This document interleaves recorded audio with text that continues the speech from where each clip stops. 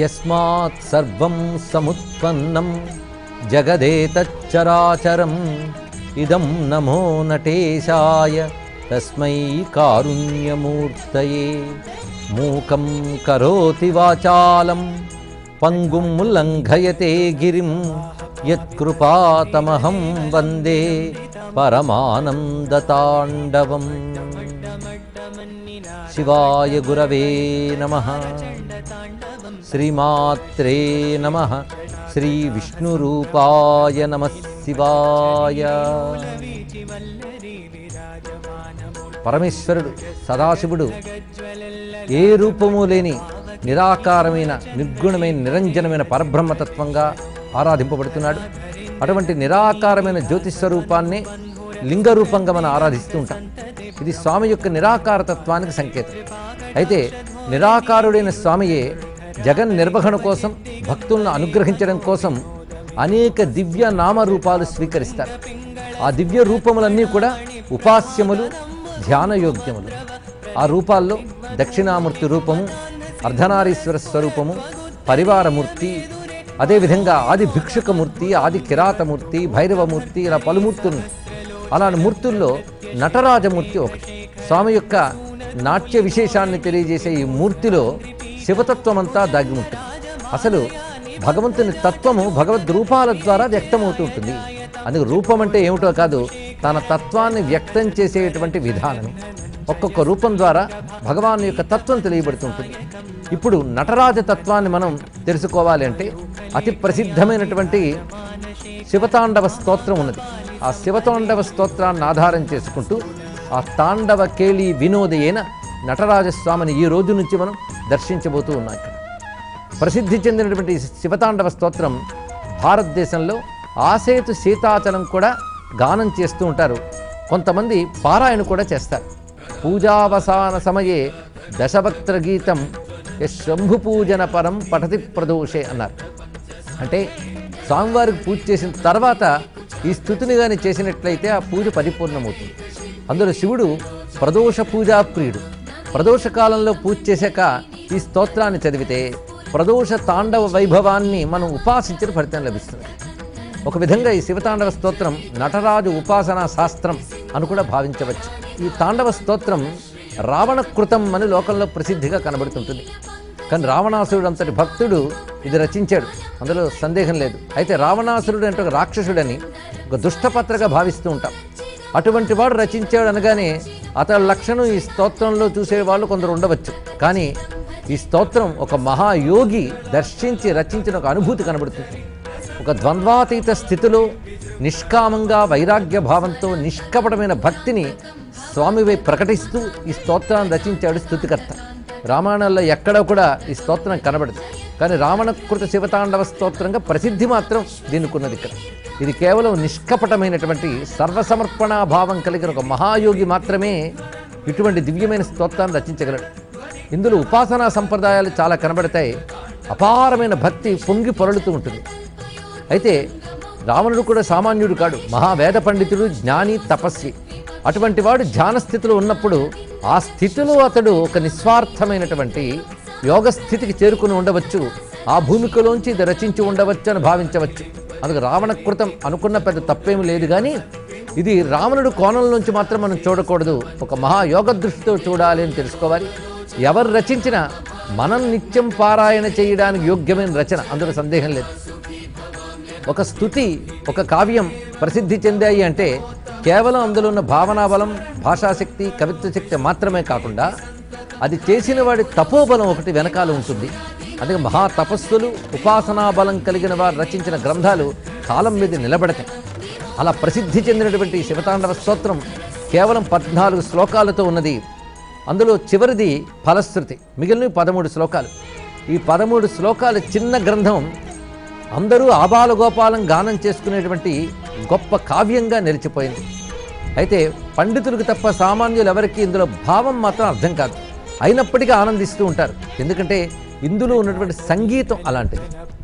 ఒక లయాత్మకమైనటువంటి ధ్వని ఈ పద్యాల్లో మనకు కనబడుతూ ఉంటుంది. ఈ శ్లోకములకు పంచచామర వృత్తము అని పేరు. అంటే పంచచామరం అనే ఛందస్సులో రచింపబడిన శ్లోకములు. అయితే వింటూ ఉండగా ఒక శ్రావ్యత దీనిలో మనకు కనబడుతూ ఉంటుంది. ఇక్కడ ఆ శ్రవ్య గుణం ప్రకారంగా ఇది ఒక గొప్ప సంగీత స్వరూపంగా భావించవచ్చు. అయితే దీని సంగీతం అనగానే ఇది ఢమఢమార్భటులు ఉద్రేకము అని చాలామంది భావిస్తారు. కానీ నిజానికి చాలా కోమలమైన రమ్యమైన మృదువైన భావాలు దీనిలో ఉంటాయి. ఒక భక్తి భావంతో చూస్తూ ఉంటే ఒక దివ్యమైనటువంటి ధ్యాన సమాధి స్థితి మనకు లభిస్తుంది. అంత గొప్ప శ్లోకములు ఇవి. అయితే చదివే వాళ్ళు దీన్ని మరి ఉద్రేకంగా చదవకుండా భావస్ఫోరకంగా చదవగలిగితే మనకు తప్పకుండా శివానుభూతి కలుగుతుంది. ఇందులో దాగినటువంటి భావములేమిటో మనం పరామర్శ చేసుకుంటూ ఆ శివతాండవ వైభవాన్ని దర్శించడానికి ఉద్యుక్తులమవుతున్నాం. ఎందుకంటే స్వామి ఎన్ని రూపాలో ధరించాడు పరమేశ్వరుడు, ప్రతి రూపము పరిపూర్ణమే. అయినప్పటికీ నటరాజ స్వరూపంలో మొత్తం శివతత్వం అంతా వ్యక్తమవుతుంది. శివుడు స్థాణువు స్థిరుడు అని పేరున్నవాడు, అంటే కదలకుండా ఉంటాడు కనుక ఆయన్ని స్థాణువు స్థిరుడు అంటారు. అదేవిధంగా ఆయన నటరాజు, అంటే కదులుతూ ఉంటాడు. నాట్యం అంటేనే కదలిక, కదలిక లేని స్థితి అతడే, కదలిక కూడా అతడే. అచలము చలము రెండు ఆయనే. ఇది స్టాటిక్ అండ్ డైనమిక్ అని శక్తి గురించి వర్ణిస్తూ ఆధునిక విజ్ఞాన శాస్త్రం చెప్తుంది. అటువంటి స్థిర చైతన్య చర చైతన్యములు శివుడే అని దర్శించడం ఇందులో ఉన్న విశేషం. పైగా ప్రపంచానికి జగత్ అని ఒక పేరున్నది. జగత్ అంటే గమన లక్షణము కలిది అని అర్థం. అంటే నిరంతరం గమనం చేయడం, కదలిక, పరిణామము, మార్పు అనేది ప్రపంచ లక్షణం. అయితే ఒక కదలిక ఉన్నది అంటే కదిలించే శక్తి అందులో ఉందని అర్థం. ఆ కదిలించే శక్తే కదలికగా వ్యక్తమవుతున్నది. అలా మనం పరిశీలించినట్లయితే విశ్వమంతా కూడా జగద్రూపంగా నిరంతరం పరిణామశీలం, అంటే కదలికతో కూడినటువంటిది. అలాంటి కదలికతో కూడిన జగత్తుకి కదలిక కలిగించేవాడు పరమాత్మ. ఆయన కదలుడు, అన్నీ కదిలిస్తాడు. ఆ కదులుతున్న వాటిలో ఆయన కదులుతున్నట్టు కనబడతాడు. ఆ కదులుతున్నట్టు కనబడ్డమే నాట్యం. ఈ కోణంలో మనం పరిశీలిస్తే విశ్వగమనమే విశ్వేశ్వర నాట్యం. ఆయన స్వతసిద్ధంగా అపరిణామతత్వము, అంటే ఏ మార్పు లేనివాడు. కానీ ఆయన లేకపోతే ప్రపంచానికి మార్పులే లేవు, ఆయనకి ఏ మార్పులే లేవు. అటువంటి ఆ శివతత్వం తాత్వికంగా వైజ్ఞానికంగా మనం దర్శిస్తూ భక్తిపూర్వకంగా ఆవిష్కరించుకోవాలి అంటే శివతాండవ స్తోత్రం మనకి ప్రధానమైనటువంటి ఒక ఆధార గ్రంథంగా లభిస్తున్నది. ఇప్పుడు ఆ దివ్య కైలాస వేదికపై ప్రదోష వేళ శివుడు చేస్తున్నటువంటి తాండవ వైభవాన్ని దర్శించబోతున్నాం. ఈ పంచచామర వృత్తములతో రచింపబడినటువంటి ఈ శ్లోకములన్నీ కూడాను ఆ ధ్వనిలోనే మనకి తాండవం కనిపిస్తుంది. అందుకే భాషాజ్ఞానం లేని వారు కూడా దీన్ని వింటూనే ఒక్కసారి తలలూపుతారు, పరవశించుతారు, శివానుభూతికి లోనవుతారు. అది మన స్తోత్రవాంగ్మయంలో పరిశీలించవలసిన ఒక అద్భుతమైన సాహిత్యాంశం. కేవలం భక్తి ఆధ్యాత్మికత అని మాత్రమే కాకుండా భారతీయుల స్తోత్రవాంగ్మయంలో ఉన్నటువంటి ఛందస్సు, వాటిలో ఉన్న లయ, తూగు, ఇవన్నీ కూడా ఒక రమ్యమైన పద్ధతిలో ఉంటాయి. ఇక్కడ సంగీతంలో రాగాలు ఎలాగో సాహిత్యంలో ఛందస్సులు అలా ఒక్కొక్క భావానికి తగ్గ ఒక్కొక్క ఛందస్సు ఉంటుంది. ఆ ఛందస్సు కేవలం ఉచ్చారణ మాత్రం చేతనే, శ్రవణ మాత్రం చేతనే ఆ భావాన్ని మనకు అందిస్తుంది. అక్కడ భాషా పరిజ్ఞానం లేకపోయినప్పటికీ కూడా ఆ ఛందస్సు యొక్క ఉనికి చేత, దాని యొక్క పఠన శ్రవణాదుల చేత అనుభూతి మనకు లభిస్తుంది. అందుకే వినగానే తాండవం కనిపింపజేసేటువంటి ఈ స్తోత్రంలో ఆ అనుభూతిని మనం పొందుతూ ప్రవేశించబోతున్నాం. మొదటి శ్లోకం జటాటవీ గళ జల ప్రవాహ పావిత స్థలే గలే వలం యలంబితాం భుజంగ తుంగమాలికాం డమ డమ డమ డమన్ నినాదవడ్డమర్వయం చకార చండ తాండవం తనూతున శివ శివం. ఈ శ్లోకంలో విశేషం ఏంటంటే ప్రతి శ్లోకంలో ఒక ఆకాంక్ష ఉంటుంది. ఆకాంక్ష అంటే కోరుకొనుట అని అర్థం. ఇందులో ఆకాంక్ష ఏంటంటే తనూతున శివ శివం, శివుడు మనకు శివమును విస్తరింపజేయుగాక. ఇది దీని యొక్క భావం. శివం అంటే మంగళం, మంగళస్వరూపుడైన శివుడు మనకు మంగళమును అపారముగా ప్రసాదించుగాక అని ఆకాంక్ష ఉన్నది. అంటే ఈ శ్లోక పఠనం శుభాన్ని మనకు కలిగిస్తుంది. పైగా కావ్యారంభం మంగళకరంగా ఉండాలి కనుక ఆ మంగళ రూపమైన ఆకాంక్షే ఈ తాండవ స్తోత్ర కావ్యానికి ప్రారంభ శ్లోకం. ఇక్కడ ఆ దివ్యమైన వర్ణన ఎలా కనిపిస్తున్నదంటే జటాటవీ గళ జల ప్రవాహ. ఇక్కడ జడలు అడవితో పోల్చబడినాయి, ఎందుకంటే విస్తారమైన జటాజూటం స్వామివారిది. అలాంటి జటాజూటంలో గళత్ ప్రవహిస్తూ స్రవిస్తూ ఉన్నటువంటి జల ప్రవాహము అనగా గంగా నది. ఆ గంగా నది చేత పవిత్రమైన స్థలమునందు స్వామి నాట్యం చేస్తున్నాడు. అంటే స్వామి నాట్యానికి సిద్ధపడ్డప్పుడు ఒక్కసారి తల కదిలించారు. కదిలించగానే ఆ జటాజూటంలో ఉన్న గంగ తుంపరులు అక్కడ ఉన్నటువంటి వేదికపై పడ్డాయి. అంటే కైలాసంలో నటవేదికపై పడ్డాయి. ఎప్పుడైనా ఒక పూజ చేసినా, ఒక పవిత్రమైన క్రియ చేసినా ఆ వేదికని సంప్రోక్షణ చేస్తారు శుద్ధజలంతో. అలా స్వామి నాట్యం చేయడానికి ముందు ఆ నాట్య వేదికని, ఆ రంగస్థలాన్ని తన జటాజూటంలో ఉన్నటువంటి గంగా జలము యొక్క కణాలతో శుద్ధి చేస్తున్నాడా అన్నట్లుగా స్వామివారు అక్కడ ప్రవేశించారు. ఆ ప్రవేశించగానే ఆ తుంపరులు తుళ్ళి ఆ చోటు పవిత్రమైంది. అందుకే పావిత స్థలే, పవిత్రమైనటువంటి చోటునందు స్వామి నాట్యానికి సిద్ధపడ్డాడు. అప్పుడు గలేవలంబ్య లంబితాం భుజంగ తుంగమాలిక, ఒక మహాసర్పము ఆయన గళం నుంచి వేలాడుతుంది. సాధారణంగా నర్తకులు రకరకాల అలంకారాలు చేసుకుంటారు, పూలదండలు మొదలైనవి. ఈ నటరాజున్నాడే ఆయన సర్పాన్నే ఒక మాలికగా ధరించాడు. ఆ సర్పము కూడా తుంగ, అంటే చాలా బలమైనటువంటి ఒక విస్తారమైనటువంటి స్వరూపంతో ఉన్నది ఆ మహాసర్పం. అది గలే వలంబ్య లంబితాం, ఆ కంఠాన్ని పట్టుకుని వేలాడుతూ ఉన్నటువంటి మహాసర్పము. నటరాజు యొక్క మూర్తిలో మనం ఈ సర్పాన్ని దర్శించవచ్చు. చిదంబర నటరాజు మూర్తిలో దర్శనమిస్తుంది. పైగా అది సామాన్యమైన సర్పమా, అది దేవతా సర్పం. అందుకే విస్తారమైన రూపం కలిగి ఉన్నటువంటిది. ఒక బలుపైనటువంటి పూల దండవలే అది ప్రకాశిస్తున్నది.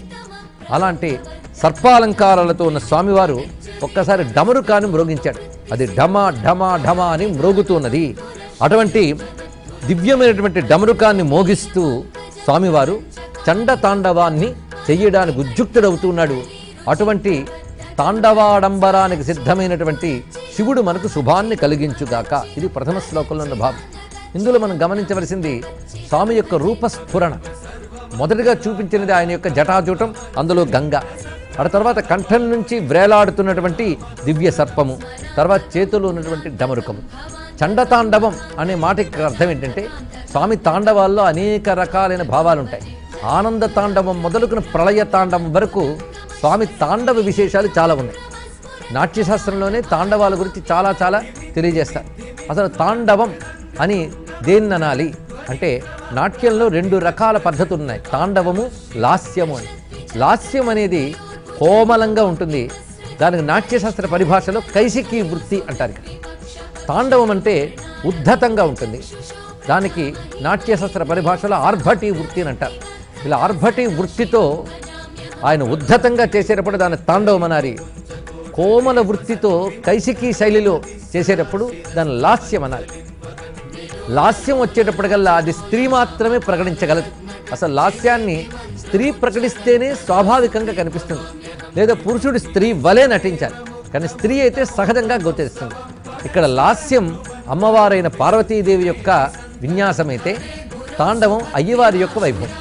ఈ లాస్య తాండవాల సమ్మేళనమే ఈ ప్రపంచ నిర్వహణ అంతా కూడా.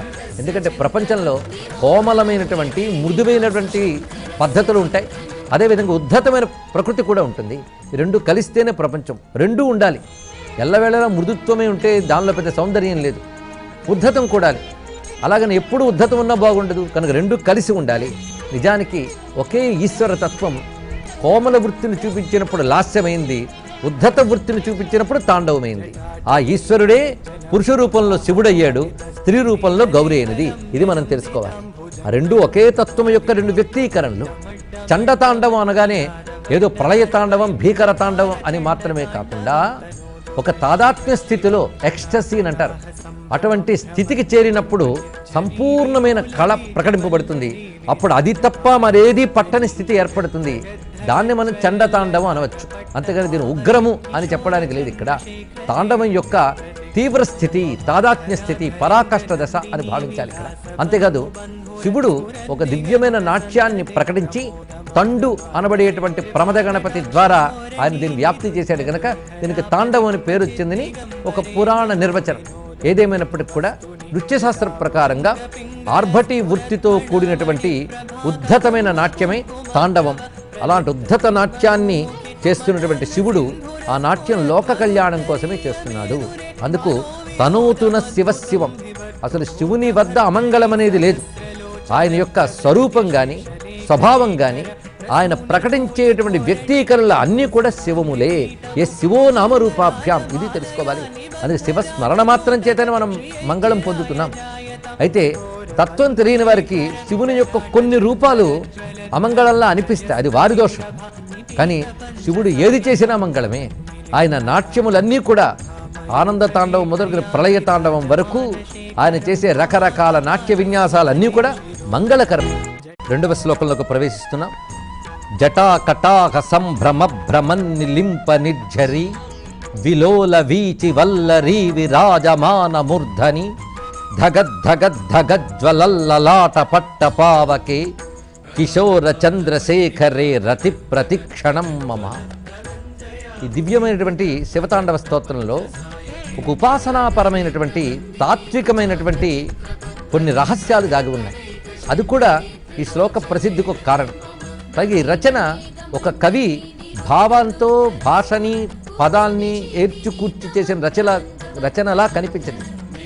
ఒక తాదాత్మ్య స్థితికి వెళ్ళినటువంటి యోగి ఆ సమాధి భూమికలోంచి పలికినటువంటి శబ్దముల వలె గోచరిస్తుంది.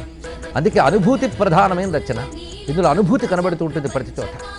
అది భావం దాకా వెళ్ళనవసరం లేకుండా శబ్దము యొక్క ఉనికి చేతన అనుభూతిని అందిస్తుంది. అలాంటి దివ్యమైనది. ఇప్పుడు ఇందులో ఉన్నటువంటి శబ్దముల్లోనే శివతాండవం మనకు కనబడింది. ఇప్పుడు భావంలో పరిశీలిద్దాం. జటా కటాహం. కటాహం అంటే ఒక పెద్ద పాత్ర అని అర్థం.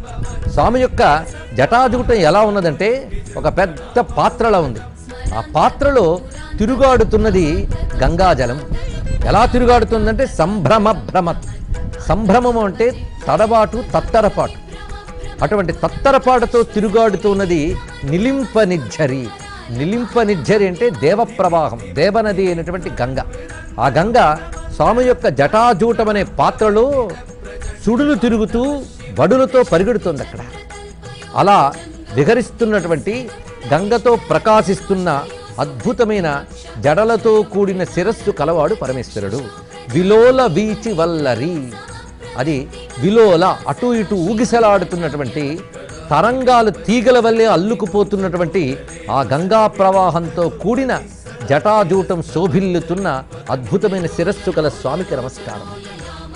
ఇంతవరకు శిరస్సు వర్ణన అయింది. వెంటనే స్వామి యొక్క పాలాన్ని వర్ణిస్తున్నారు. ఇక్కడ ఆ నుదురు ఎలా ఉన్నదంటే ధగ జ్వలల్లలాట పట్టపావకే. సాధారణంగా కొంతమంది నుదుటికి ఒక పట్టా కట్టుకుంటారు, ఒక చిన్న వస్త్రాన్ని పట్టాగా ధరిస్తారు. స్వామివారు పాలనేత్రాన్ని నుదురు దాల్చాడు. ఆ పాలనేత్రం యొక్క కాంతి ఆ నుదుట ఒక పట్టాలా పరుచుకున్నది అన్నారు. పట్టపావకే, ఒక పట్టము వలె ఉన్నటువంటి అగ్ని. అది తడతళ్ళాడుతూ మెరిసిపోతుంది. ఇంకా చెప్పాలంటే ధగధగలాడుతూ మెరిసిపోతుంది. అందుకే ధగ జ్వలల్లలాట పట్టపావకే. ధగధగమని ప్రకాశిస్తున్నటువంటి అగ్నితో భాసిల్లుతున్న స్వామి యొక్క నుదురు. ఇక్కడ నీటిని చూపించారు, వెంటనే నిప్పును చూపించారు. ఆ తర్వాత కిశోర చంద్రశేఖరే, ఒక లేత నెలవంకని తలపై దాల్చినటువంటి వాడు పరమాత్మ. ఇందులో ఉన్నటువంటి రమ్యమైన దృశ్యం ఏంటంటే పరస్పర విరుద్ధమైన భావాలన్నీ ఒక చోట సమన్వయించాడు పరమేశ్వరుడు. అదే శివతత్వం. ఎందుకంటే విశ్వము వేరు, విశ్వేశ్వరుడు వేరు కాదు. హైందవ ధర్మ ప్రకారంగా విశ్వము విశ్వేశ్వరుని యొక్క అభివ్యక్తి. అందుకే విశ్వమే నాట్యము, విశ్వేశ్వరుడే నటరాజు. నాట్యం వల్లనే నటరాజు అంటున్నాం, విశ్వం వల్లే విశ్వేశ్వరుడు అంటున్నాం. అందుకే విశ్వాన్ని విశ్వేశ్వరుడు యొక్క నాట్య విన్యాసంగా దర్శించడమే నిజమైన యోగం, నిజమైన భక్తి. అయితే విశ్వంలో మనకి పరస్పర విరుద్ధాంశములు ఉంటాయి, అంతేగాని విరుద్ధములు ఉండకూడదు అనరాదు. విరుద్ధాలు లేకపోతే జగత్తు లేదు. అగ్ని, అదేవిధంగా జలము, ఈ రెండు విరుద్ధ విషయములే, కానీ రెండూ మనకు అవసరమైన విషయములే. అది తెలుసుకోవాలి ఇక్కడ. అందుకు నిప్పుని నీటిని కూడా సమన్వయించగలిగేవాడు పరమాత్మ. ఆ రెండు తన దగ్గర పెట్టుకున్నాడు. ఒకదాని వల్ల ఒకదానికి ప్రమాదము లేకుండా రెండిటిని నిర్వహించడమే విశ్వనిర్వాహకుడైన విశ్వేశ్వరుడు యొక్క చమత్కారం. అది ఎక్కడ కనబడుతోందంటే ఆ రూపంలోనే కనబడుతోంది. అందుకు జటాకటాహంలో అంత ఉద్ధృతమైన విస్తారమైన గంగా జలముంటే నుదుటిపై నిప్పు ఉన్నది. ఈ రెండూ కనిపిస్తుంది. అంతేకాదు ఇంకొకటి చల్లనైన వస్తువు మరొకటి కనబడుతుంది, అది నెలవంక. అది శిరస్సుపై ప్రకాశిస్తుంది. ఇక్కడ ఇందులో జడలు చూస్తే కెంపు రంగుల్లాగా అగ్నిశిఖల్లో ఉన్నాయి. దాని మీద తెల్లని చల్లని చందమామ. ఇటువైపు గంగా నది, ఆ క్రింద నుదుటి మీద అగ్ని. ఆ నీటిని నిప్పును ఒక దగ్గరే పెట్టుకున్నాడు. అటువంటి స్వరూపం ఏదుందో ఆ రూపమునందు నాకు ప్రతి క్షణం కూడా ఆసక్తి కలుగ్గాక, మక్కువ కలుగ్గాక. రతి ప్రతి క్షణం మమ. చాలా గొప్ప భావం. ఇందులో ఎక్కడా తీవ్రత లేదండి. రతి ప్రతిక్షణం, ప్రతిక్షణము అటువంటి చంద్రశేఖరుడైన నటరాజమూర్తి యందు నా మనస్సు ప్రీతితో రమించుగాక. ఇది అర్థం. ఇక్కడ మన మనస్సు అక్కడే ఆనందించాలి, ఆ శివభావంలో, శివ ధ్యానంలో ఆనందించాలి. అది దీనిలో ఆకాంక్ష. ఎంత గొప్ప ఆకాంక్ష కనబడుతున్నది. ఒక నిర్మలమైన భక్తి మాత్రమే ఇందులో గోచరిస్తుంది. అయితే ఇక్కడ మనం గమనించవలసిన కొన్ని శాస్త్రీయమైన అంశాలు ఉన్నాయి. అగ్ని సోమాత్మకం జగత్ అని వేదవాక్యం. ఈ జగత్తంతా కూడా వేడి చలువ ఈ రెండిటితోనే కూడి ఉన్నది. కాస్త ఆలోచించితే మనకే అర్థమవుతుంది. ఈ అగ్నితత్వము సూర్యుడు, విద్యుత్తు, వహ్ని మొదలైన రూపాలతో కనబడుతుంటే, జలతత్వము వర్షము, జలములు, అదేవిధంగా నదులు, సముద్రములు ఈ రూపములతో మనకు కనబడుతున్నది. ఈ రెండిటితోనే ప్రపంచమంతా నడుస్తున్నది. జలతత్వం చల్లదనంగాను, అగ్నితత్వం వేడిమిగాను ఉన్నది. ఈ చలువ వేడిముల కలయికే సృష్టిలో ప్రతి వస్తువు కూడా. అందుకే అగ్ని సోమాత్మకం జగత్. దీన్నే మనం యజ్ఞతత్వంలో భావించేటప్పుడు అగ్నిహోత్రుని రగుల్చుతాం, పైనుంచి హవిస్సులు వేస్తాం.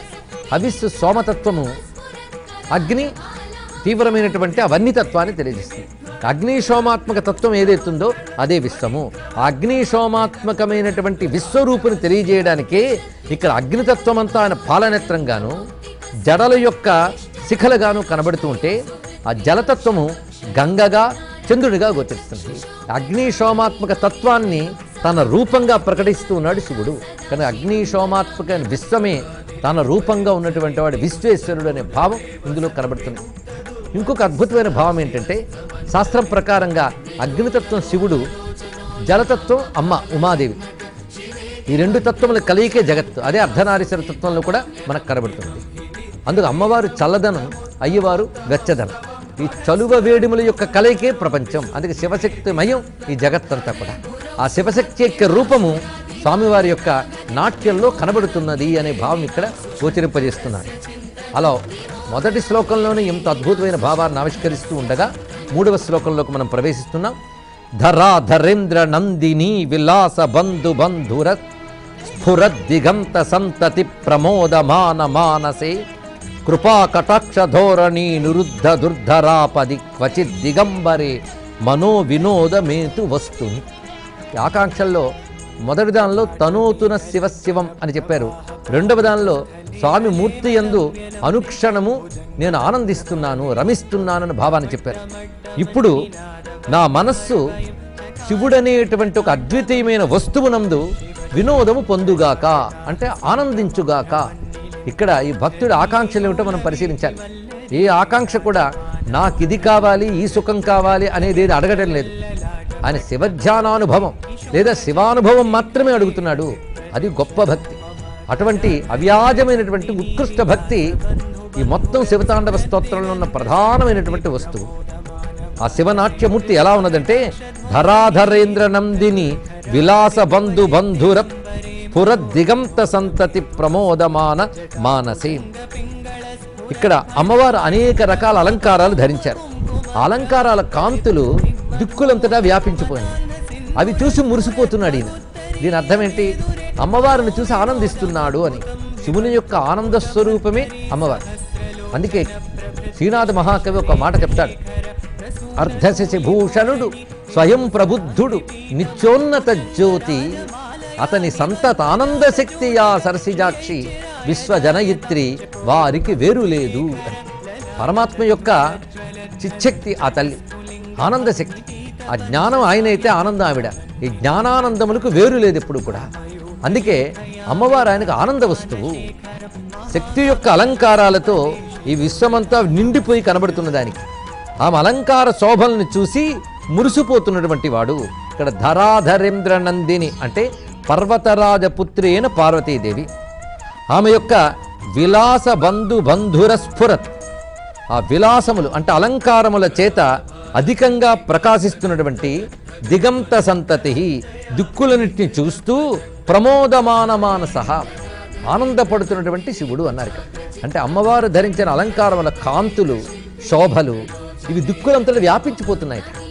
ఆ వ్యాపించిపోతున్న సొగసులన్నీ పార్వతీదేవి యొక్క సౌందర్యం యొక్క ప్రకాశములేనని తెలుసుకుని పరమేశ్వరుడు ఆనందిస్తున్నాడు. అంటే ఆయన ఒక్కసారి అన్ని దిక్కులో చూస్తున్నాడు. దిక్కులంతటా కూడా అమ్మవారి యొక్క అలంకారములే ప్రకాశిస్తున్నాయి. ఇందులో ఉన్న అత్యద్భుతమైన భావం చూడాలి అంటే ఆ తల్లి యొక్క శరీర కాంతులతోనే ప్రపంచమంతా భాషిస్తున్నది అని లలితా సహస్రనామ వాక్యం గుర్తు తెచ్చుకోవాలి. నిజారుణ ప్రభాపూర మజ్జద్బ్రహ్మాండ మండల. అమ్మవారి యొక్క శరీర సౌందర్య విలాసమే ఈ ప్రపంచము. అంటే విశ్వమంతా జగన్మాతృ రూపం, జగన్మాత యొక్క స్వరూపమే. అందుకే ప్రకృతి అంటాం. ప్రకృతి అంతా అమ్మవారి. కానీ శివుని యొక్క శక్తి యొక్క సౌందర్యమే విశ్వము. శివుని శక్తి అనగా అమ్మవారు. అదే సౌందర్య లహరి. ఆ సౌందర్య లహరి ప్రపంచమంతా కూడా ప్రవహిస్తున్నది. అందుకే శివుడు ప్రపంచానికి చూస్తున్నాడు, చూసి ఆనందిస్తున్నాడంటే ప్రపంచమంతా తన శక్తి అయినటువంటి పార్వతీదేవి యొక్క సౌందర్యమే అని గ్రహించి ఆనందిస్తున్నటువంటి వాడు. కృపాకటాక్ష ధోరణి నిరుద్ధ దుర్ధరాపది. స్వామి యొక్క కృపాకటాక్షముల యొక్క ప్రవాహం. ధోరణి అంటే ప్రవాహం అని అర్థం. ఆ కృపాకటాక్షముల యొక్క ప్రవాహం ఎలా ఉన్నదంటే నిరుద్ధ దుర్ధరాపది. భరించలేని గొప్ప ఆపదలను కూడా నిలువరిస్తున్నది ఆ కరుణా ప్రవాహము. ఇక్కడ మొత్తం ఈ శ్లోకం వింటూ ఉంటే ఎక్కడ ఉగ్రత అనేది కనబడదు. జాగ్రత్తగా గమనించితే ఒకటి అమ్మవారి యొక్క సౌందర్యలహరి ప్రభావము జగమంతా కనబడుతూ ఉండగా దాన్ని చూస్తూ మురిసిపోతున్నటువంటి శివుడి యొక్క కన్నుల కాంతులు కరుణా ప్రవాహంతో ఉన్నాయి. ఆ కరుణ ఎలాంటిదంటే మన యొక్క భయంకరమైన ఆపదలను కూడా తొలగించగలిగినటువంటి కరుణ. అలాంటి కరుణాస్వరూపుడైన పరమాత్మయందు నా మనస్సు ఆనందముగా లీనమొగ్గాక. ఇంకొక అద్భుతమైన మాట అన్నారు, క్వచిత్ దిగంబరే వస్తుని. ఒకానొక దిగంబర వస్తువు శివుడు అన్నారు. వస్తువు అంటే పదార్థం, అంటే బ్రహ్మ పదార్థం. మనం బ్రహ్మ వస్తువు ఆత్మ వస్తువు అని అంటాం. అదేవిధంగా ఇక్కడ ఆ బ్రహ్మ పదార్థం అనే మాట ఇక్కడ దిగంబర వస్తువు అన్నారు. ఇక్కడ దిక్కులంతటా వ్యాపించిన అమ్మవారి యొక్క సౌందర్యాన్ని చూస్తున్న దిగంబరుడు. ఈ మాటల విశేషం ఏమిటి, దిగంబర శబ్దంలో ఉన్న ఆంతర్యం ఏమిటో రేపు పరిశీలిద్దాం. సర్వం శ్రీ సాంబశివ చరణారవిందార్పణమస్తు.